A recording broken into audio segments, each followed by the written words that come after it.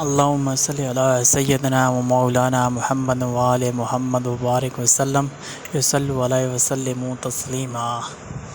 جس نے خواب میں دیکھا تو یقیناً اس نے مجھے ہی دیکھا، یقیناً شیطان میری مشابہت اختیار نہیں کر سکتا۔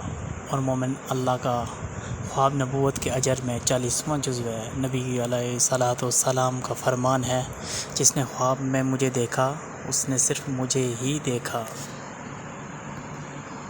ویڈیو کے اگلے حصے میں ہم آپ کو بتائیں گے کہ انبیاء علیہ السلام کی خواب اور ان کی تعبیر کیا تھی، سیدنا حضرت یوسف علیہ السلام کی خواب اور اس کی تعبیر، اور آخر میں حضرت